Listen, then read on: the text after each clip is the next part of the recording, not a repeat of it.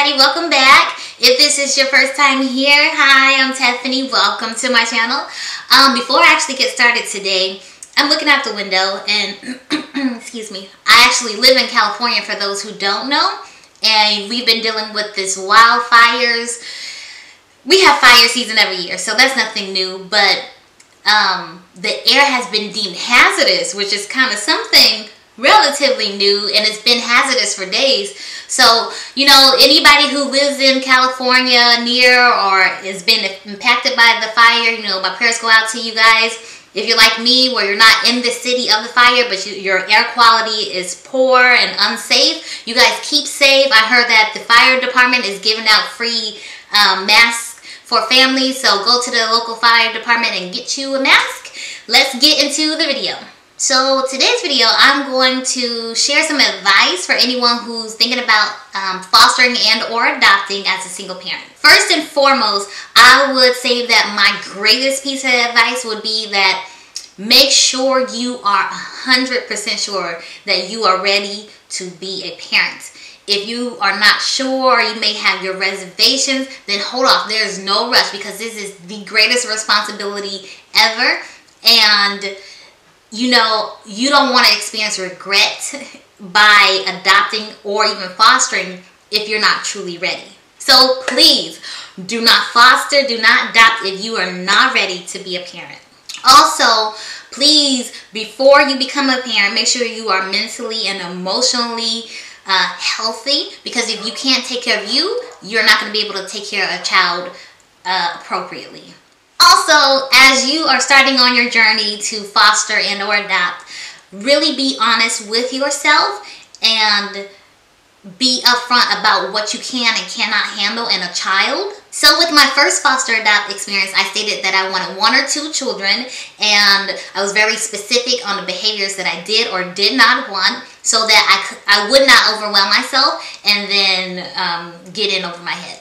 I was also very certain and firm in the behaviors that I could accept in a child. I absolutely would not take a child who would start fires, who would be harmful to animals. I would take a child who had sexualized behaviors or who had mild health. I could not deal with severe health concerns or needs. I could take a child who needed extra educational support. So as you complete that section that asks you exactly what you're looking for in a child, be honest with yourself about what you're willing to accept, what you can handle, so that you have a smaller chance of having a failed adoption. Okay, one more thing before I actually start this list. If you have been waiting a really long time for placement of a child, don't settle because you're concerned that is this my only opportunity, or is it going to take another year? Don't settle for behaviors that concern you, or a child that you don't think is a good match out of fear that you won't get a placement or you won't get one sooner rather than later. As well as if you have not been waiting a while, don't be so rushed to take the first child or the second child that's offered to you. Although I did, but my child turned out to be like my perfect match. He's like the What's a good match? Like, I don't know. We 2 peas in a pie. I don't know. But I was willing to walk away if that child that they originally showed me wasn't a good match, but thank the Lord he was. But, so if you have not been waiting a while, don't be so quick to rush into an adoption or a foster placement if it's not right for you. There will be other opportunities.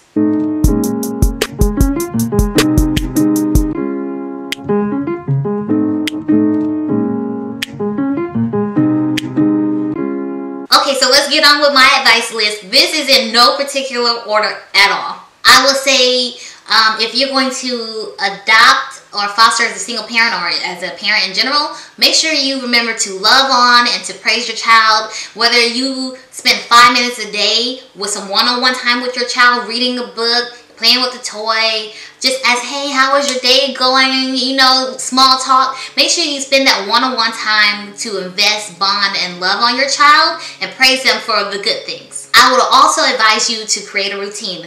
This is really important as a single parent, to have your routine down pat, because Kids like routines, no matter what nobody try to say. Kids love a good routine. It shows them what to expect in their day and gets them easily adjusted to a household schedule. For me personally, prior to getting my son on a schedule, his behaviors were kind of like everywhere. And once I got him on a schedule, we get up at this time, we get dressed, we're out at this time. When we get home, you know, you have a little free time while I make your dinner. Then you eat, you have a bath, you get a little bit more free time. Then you and mommy have some one-on time before bedtime. We get a story or whatever it is that you want to do with me before bedtime, and then you go to sleep. Like literally, he has his schedule down packed to the point where sometimes I'll go back there when it's nighttime and he'll be like going through his drawing. I'm like, what are you doing? He'll be like, I'm getting my jammies on. So sometimes I don't even have to, you know, give him instructions. He knows what time it is, and he self-directs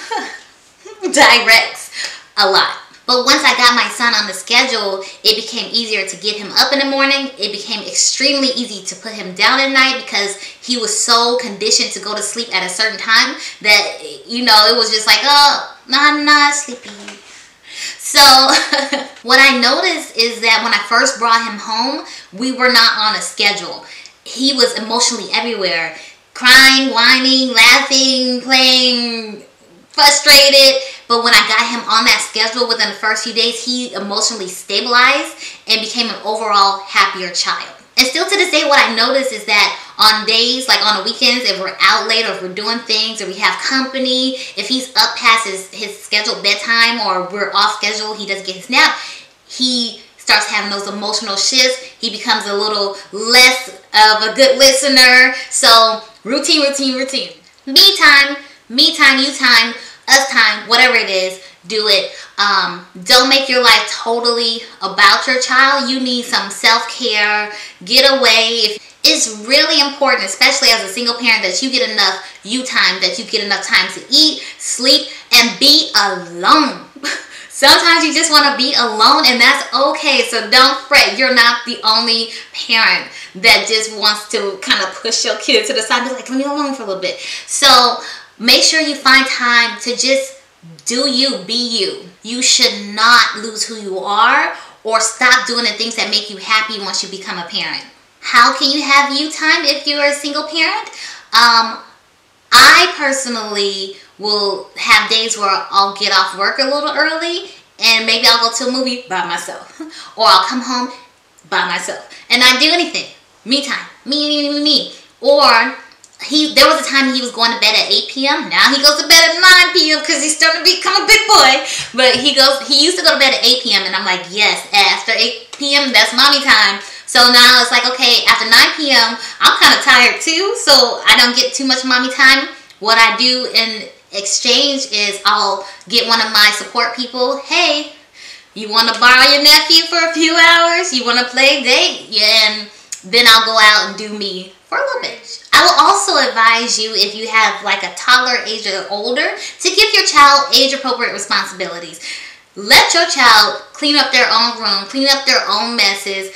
I say as my son, he cleans up his own room and he feeds the dogs. And it may seem like little tasks, but you know, those are 2 less things that I have to do, which makes parenting and life responsibilities just easier in general. So this next one is super important. If I were to number these, it would be like at the top, if not maybe number 1. Make sure you have a support system. Identify at least one person that you can put in your support system. You know what? As single parents, we don't get the luxury of having a partner to help carry some of the weight of parenting. We don't have someone to walk through the door and be like, look, daddy's here, take your child. Look, mommy's here, take your child. Give me some space. We don't get that luxury.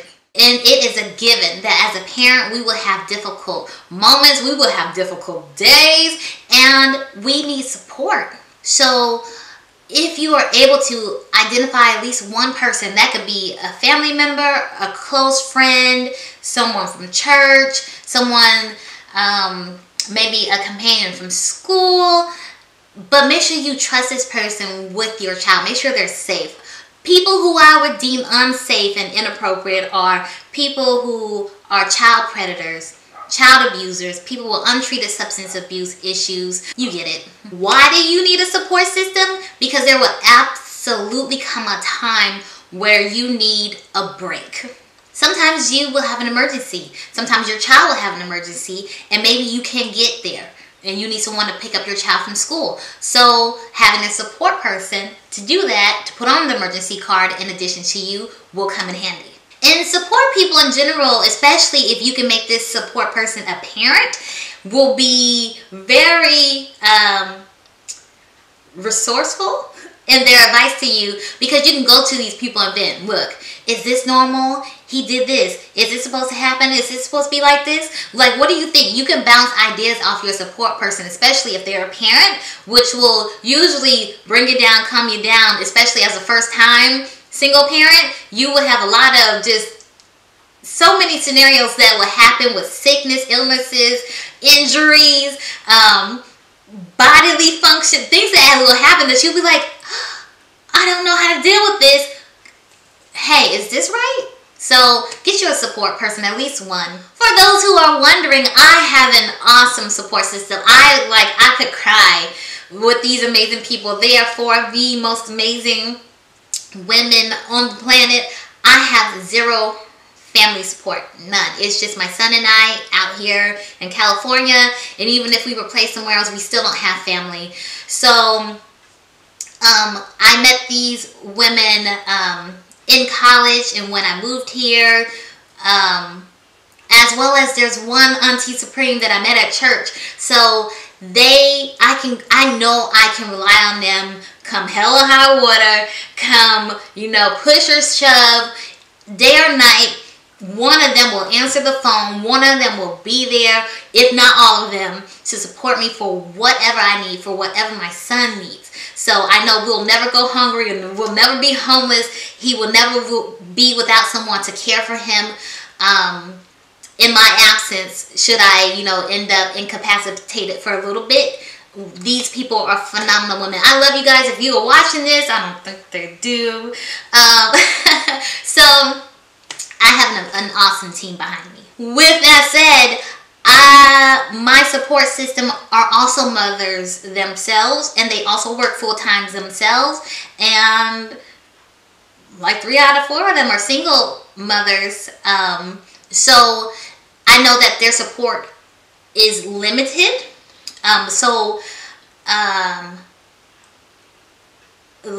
Gratefully, whenever I needed them, they have always been there. The next piece of advice I will give to you guys is be financially stable. I would advise you to clear as much debt as possible. I would advise you to have a savings account, a safety net, an emergency fund, whatever you want to call it.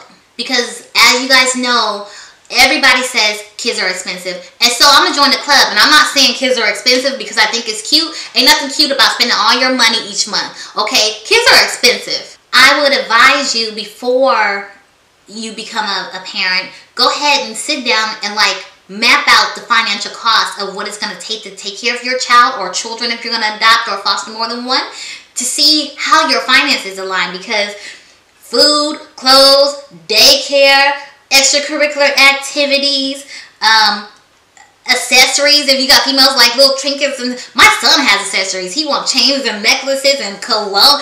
Things add up quick. My friend Portia would advise to shop the sales. Shop the sales. Shop, you can't say that fast. Shop the sales.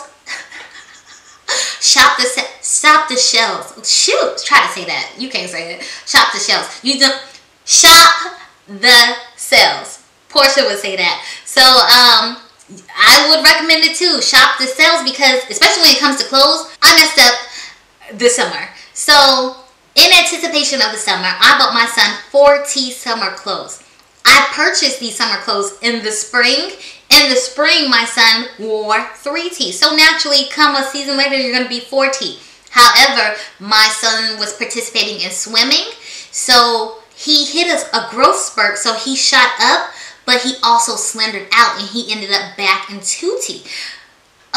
So you mean to tell me my son didn't wear not one 4T of these summer outfits, and I say I spent money on it? Not one outfit. he is back in a 2T. He digressed. So I messed up because I went out and bought all these summer clothes and he can't even wear them. Thinking back on it, it was very foolish. I would probably advise in the future that wait until your child actually hits the growth, or you start to notice, hey, you starting to grow out and up, to go out and shop the sales. Next, I would advise you to accept the fact that you cannot do it all. That's okay. Accept it. Embrace it. It's life. We're not super moms. We're not super dads. We're not meant to be perfect. It is what it is. There are many ways that I am not perfect, that I do not have it together as a mother. I would say I work way more than I want to. And as a single parent, unfortunately, if you do not have an inheritance, or you didn't come into money, or maybe you don't have like disability as an income, you don't have a choice. You have to take care of your family. And just on a side note, speaking of my job, for those who are new to the channel, I am a CPS social worker. My job has significantly impacted my health over the last year. I have super high blood pressure. I have developed anxiety. Like, my sleeping patterns are poor. It's just really impacted my health and the quality of my life. So I know that I need to be healthy and available to my son long term. I'm saying long term, like, I need to be available for my son, period, in life. And so I am looking to transfer into a different department of social work. I also am starting my own business, and that's what I've been working on for months now, getting things prepared to be an entrepreneur. And if you guys want to know more about that process and what I'm up to, just shoot me, a comment down below and we'll chat. So yeah, like I said earlier, I have room for growth, okay? I work more than I want to, as I said earlier. I probably yell a little bit too much. We eat out way too much. My son has his tablet more than I would like him to have. The list can go on and on and on and on. Okay, so the next piece of advice would be for those who are not using like a relative as a form of daycare. If you are going to use a child care center or provider, make sure you have a backup plan. Because if you're like me, my provider is closed every time I look around. They are off for the most random days throughout the year, and they take an entire week off in the summer for training. Which means that if my son's daycare is closed and my support system works full time, guess who has to take time off from work to sit at home to look at one another in the face? Me. So next year I'm starting to pre-plan for all of these days off. It's like total of 2 weeks of time off that I have to take throughout the year for this provider. So I'm going to try to preempt it next year with an alternative during those times that they're closed. I'm going to also advise you guys to know that as a single parent, I'm not going to edit it. As a single parent, we will have many obstacles. And pick your battles. Pick your battles with your child. Don't feel like you need to just, if you're one of those type A people, you're going to have to become type B. Is that such a thing? I don't know. But you're going to have to loosen the reins some, because I know specifically for me, I'm very particular about my son's presentation. I want him to go out looking neat. I want him to look presentable, because I don't want anyone to ever think he's not well cared for. So he's suited and booted from top to bottom always, until I realize I have to pick my battles. So if he wants to go into his room and pick out a green shirt, put on some red pants, and put on some orange 2 little flip-flops because it makes his little heart pitter-pat, fine. I'm not going to argue with you about it. I don't want to hear the tears about you wanting to wear this outfit. I concede, be happy. Other things I don't fight with my child about anymore is, you know what? You don't have to eat everything on your plate. And if you get hungry later, your plate's going to be right here at the table waiting for you. Your choice. You want to eat now, you want to eat later, or you want to go to bed with an empty belly. I gave you the choice to eat. What you do with it? Let me say that my parenting style may not be for you, but I'm just giving you examples of picking which battles you personally want to fight. Advice number, whatever number this is, timeouts. Adult timeouts. You put your child in timeouts when they make poor choices. Sometimes you need to put yourself in timeout before you make a poor choice. Before you become a naughty mommy or a naughty daddy, go ahead and put yourself in timeout. There are days where I have maxed out before I even get home. I've had enough at work. I am no patience. I am just worked out. So if I come home and I'm super sensitive as it is, and I need a timeout because my son's doing little things that's starting to add up, I'm like, okay, I've had enough for the day. I'm tapping out. I'll tell him, Mommy needs a timeout. And he'll go, you did something bad? I was like, yeah, Mommy did something not so great. So Mommy's going to call over to Mommy's room, or Mommy's going to do this, or Mommy's going to do that. Give me 10 minutes. If you're unable to come back down to earth during that time, maybe this will be a great time to pick up the phone and call your support system. Be like, look, I need you to come get him. I need you to come get him. I'm not having a good day. With that said, there is absolutely nothing wrong with taking space from your child. We all go through it. Welcome to the club, or welcome to the almost club one day. As a single parent, be prepared for the loss of your privacy. There is no such thing as privacy once you become a parent to a child of a certain age. I feel like once your child gets more school age and can fully understand and respect boundaries, then you can get your privacy back. But until then, no. So if you're like me and you have a minimal support system, this is something that you probably need to really think about, because privacy in the terms of, I had my well woman exam a few days ago. So I went to the doctor and all of my support system was preoccupied. I was in the stirrups. Guess who's sitting in that chair that they have next to the bed on my phone playing a game? My son. So it's not like the staff at the hospital is going to take him out to the room and, you know, keep him occupied. No. So you may, like me, come across an awkward moment like that. Luckily, he's 3 years old, wasn't really in the moment. But note to self for the future, I have to try to schedule that during a school day, school time, where I don't take him in there to see Mommy's glory.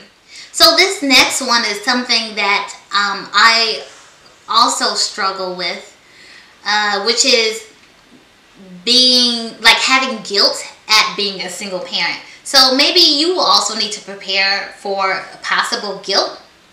I know my son will tell me every day, all day. He will tell you too, if you'll listen, that he wants 2 brothers, a sister, and a daddy. And I'm like, no pressure, but pressure. So I have guilt that he doesn't have that. Now that he's articulating, I'm missing this, and I'm not at a point where I'm able to give it to him to meet that need, I feel so guilty sometimes. And sometimes I'm like, would he have done better in a 2-parent household? And that's a whole nother topic. But I have to take myself out of that guilt, because I love him and I'm giving him everything that I have emotionally, physically. Like, I'm an awesome mom, so I'm never gonna take away from my parenthood because I'm not married currently. I will be married one day, and like I said, that's a different video. Moving on. So this is something that you guys may or may not experience depending on your situation. But if you're like me and you adopt a child of the opposite sex, you may have to one day figure out how to find a role model of that child's sex, so that the child won't have that void, that need unfulfilled. And currently I'm still working on it right now. One of the people in my support system, she's engaged, and so I know Isaiah loves her fiance, and he actually spent a good deal of time with him lately. So I'm hoping that's something we can continue to foster, you know, him, wink, wink, if you see this, because my son really, he lights up when he sees men. So as a single parent, you should probably start preparing for the possibility of being stereotyped. Specifically, I am seen as an unmarried black woman with a male child. No one ever assumes that I adopted my son, they automatically assume that I just have a baby daddy and he's not active in my child's life. So because I deal with being stereotyped, and people are so bold in their statements. Oh, so sad to see another young black boy without a daddy. Or where's his dad at? Is he in jail? What? The fact that you fix your mouth to ask me that, like, people are bold. So maybe that's something you will have to deal with. Start thinking about how you're going to respond in those situations now. Be prepared for illnesses, sis. Be prepared for illnesses in advance. Meaning, if you're one of those people who like home remedies, get all your home remedies goodies stocked up. If you're one of those people who will medicate your child with over-the-counter medications, get all that stuff now. Because when your child is randomly sick in the middle of the night, vomiting, fever, all that stuff, and you don't have it, it's such a hassle. And especially if it's your first time dealing with a sick child, your nerves are already bad. Going to the store in the middle of the night with a sick baby is just not something you want to do. It's not convenient. So make sure you have your necessities on hand prior to the flu season. Also be prepared for a Dr. Jekyll, Mr. Hyde type of emotional response when it comes to your child, which is, I feel like, normal. Tiffany, what does Dr. Jekyll, Mr. Hyde emotional response mean? Well, since you asked me, it means that while I'm at work, I'm like, oh my God, I miss my baby. What is he doing? Does he miss me? I need to see him. And then I pick him up from school and he gets in the car and he starts talking a lot. And I'm like, I wish he would be quiet. So I went from missing him all day, can't wait to see him, and as soon as he gets in the car, I'm like, oh, I just want you to be quiet. It happens. Or sometimes when he's running around the house like a little tornado tearing things up, I'm just like, this boy can never have nothing nice. And then when he's sleeping, I'm like, oh, he's so precious. He could do no wrong. I remember when I first brought my son home, just listening to him say, mama, mama, mommy, it was like music to my ears. Now, sometimes I have days where I'm like, stop saying my name. Stop calling my name.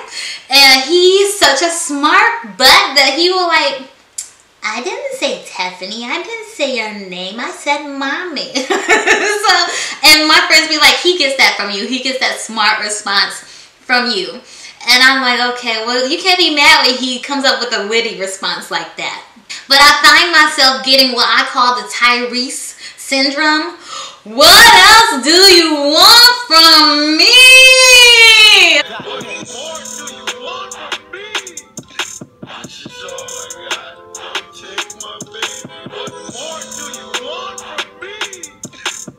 I just want my baby. Oh my God. What more do you want from me?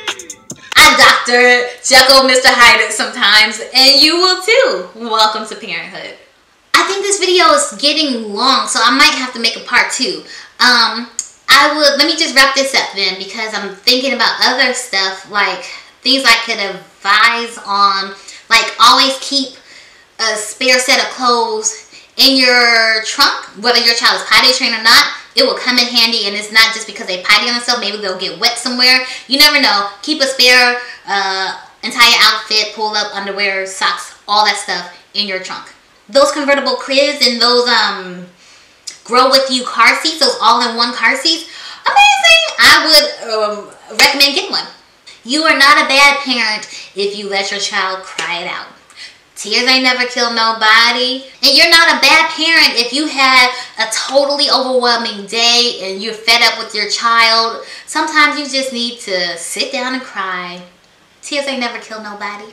You know what? You're also not a parent if you have a bad thought. I would like every parent once in a while come along with a little mischievous thought towards their child.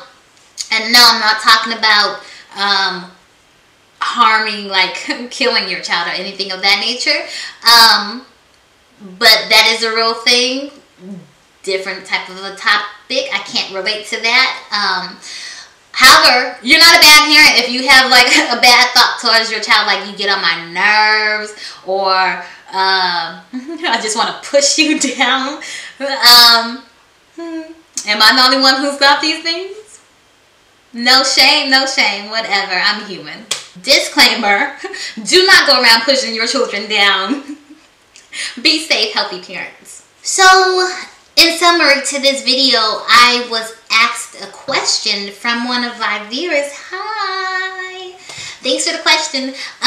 She asked me how do you evaluate, or how do you know what you can and cannot manage as a single parent? I would say, if you're not a parent yet, look at your life right now. What is your schedule? What is your routine? What are your finances? Now, live it as if you had a child in your home. So, put the money away for extra food, clothes, daycare. Can you manage it? Get up now 45 to an hour earlier, 45 minutes to an hour earlier, because now you have to get a whole entire human being ready in addition to yourself. You know, does this fit into your schedule? Is it too much for you? Maybe borrow someone's child if they trust you and spend like a full 24 hours in like parent mode. Is it something that you feel like you can navigate? Have you guys, what's that saying? Like, even people who do not plan for pregnancies are not equipped yet financially or prepared to be parents, somehow just figure it out because they don't have a choice. I think that's kind of true. Like, you really never know what you're getting. As a single parent, you really don't know what you're getting into until you're in it.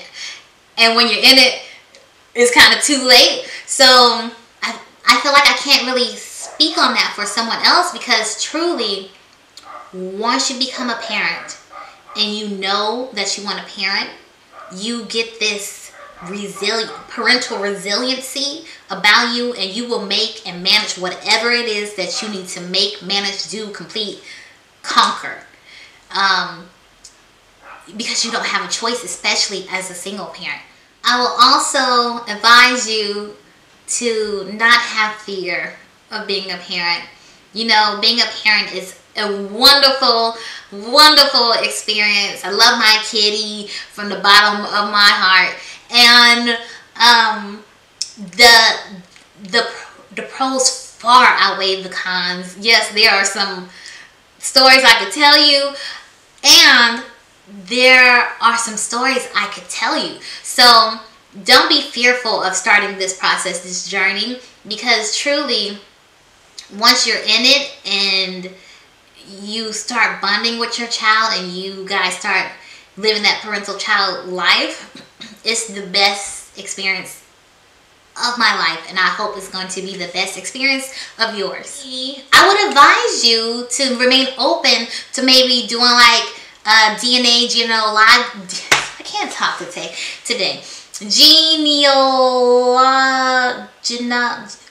Ancestry. I can't. Debating if I'm going to edit this or not. Let me just try it again. Don't be...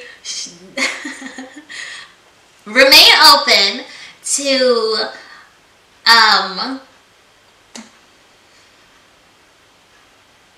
Guys, I'm like...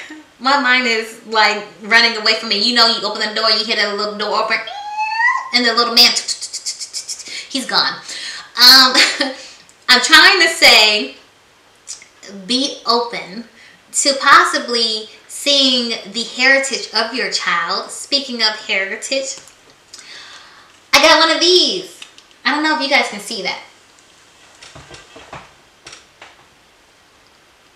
It's a 23andMe DNA ancestry kit, so I can see exactly what my son's DNA is. I got one from you too. So when we take it and when it comes back, I'll share the results with you guys. Okay, I've been sitting here what seems like a long time, and I don't want you guys to sit here a long time either, so I'm going to go ahead and run like the little man in my head on out of here. And I hope that you guys have a great rest of the week. As usual, I totally appreciate you guys continuing to come back to spend time with me. If you haven't already, hit the subscribe button, hit the like button, hit the share button, hit me up on Instagram, you know, hit yourself a high five for making it through half of the work week. And I will see you guys soon. You guys have any questions, comments, let me know down below.